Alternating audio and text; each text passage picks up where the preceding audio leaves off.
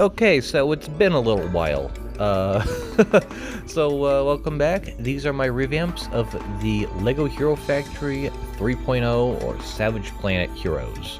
And let's just jump into this. And of course, we're going to start with the leader, Preston Stormer.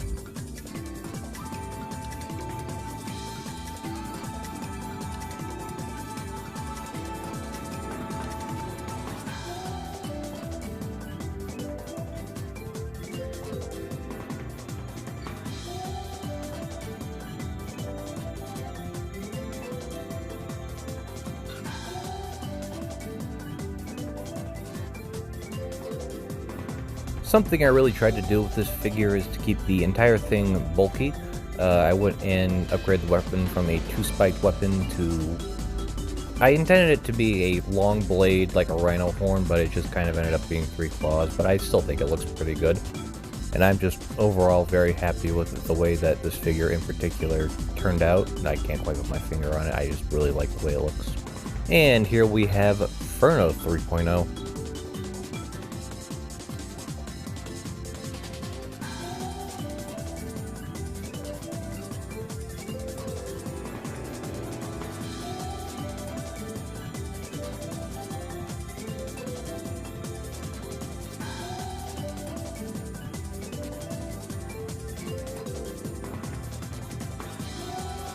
I'll be honest, I'm not a very big fan of the original Inferno 3.0. I think the lack of leg armor makes it look fairly unfinished compared to the rest of the figures. I decided to swap the original double blade weapon for a full-on bow because people thought the original set had a bow.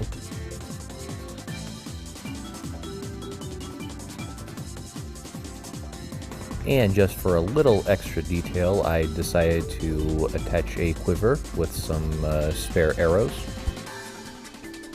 And I decided to give the wings a little bit of an upgrade just because the ones found on the original would just look too puny to work on this much bigger model. And now he's able to kind of steer a little bit, they're a lot more posable. Next up is Bulk 3.0.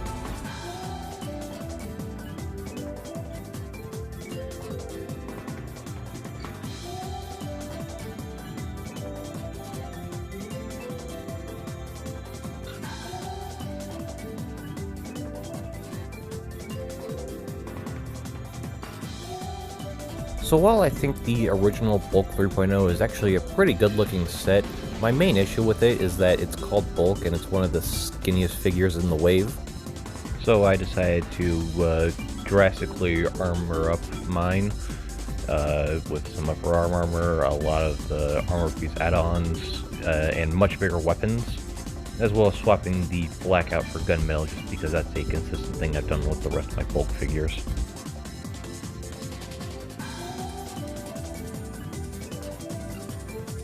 And here we have Stringer.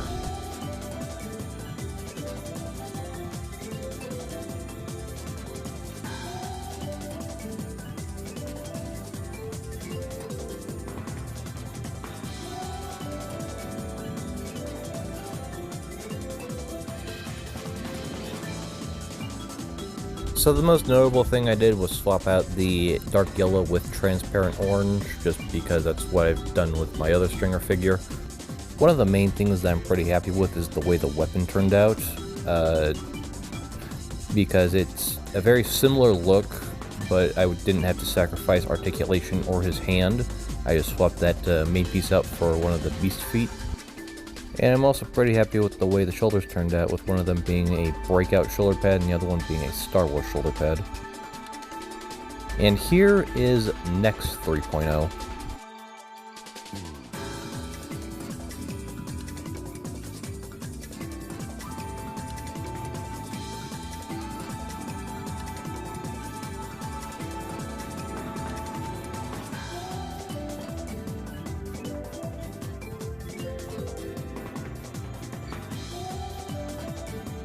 I swapped the silver out for white just to keep it in line with the rest of my next models.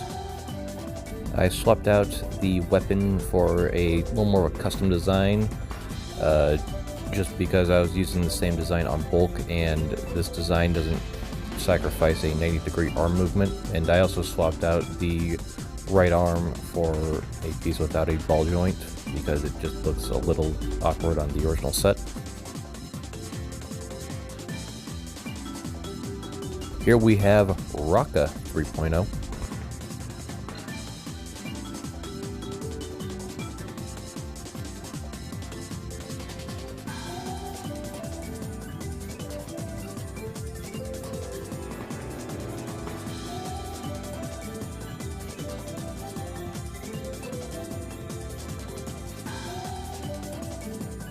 So probably the most notable thing is that I kind of turned his accent color into green just because that's what later Raka sets did. And I also just kind of got rid of all the black on the figure. So it's just gold, gunmetal, and green. And I'm pretty happy with the way that this figure just kind of turned out overall. And finally, we have Raka XL.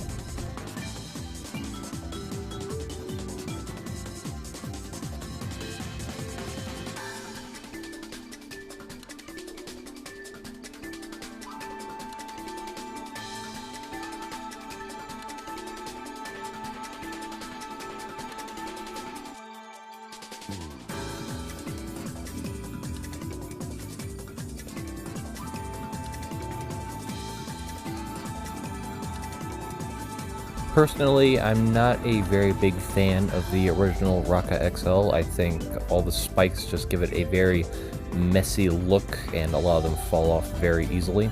So the main thing I really wanted to do was slim mine down significantly. I decided to swap the hands out for just 2 large hands instead of keeping one of the blasters that we see way too often anyway.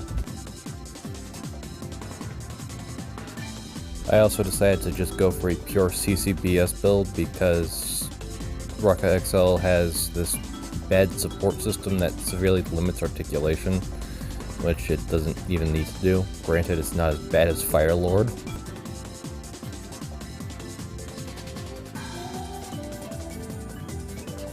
And that's it for all of my Savage Planet hero revamps. Stay tuned for next time when I cover my Savage Planet villains. Till then, have a great night.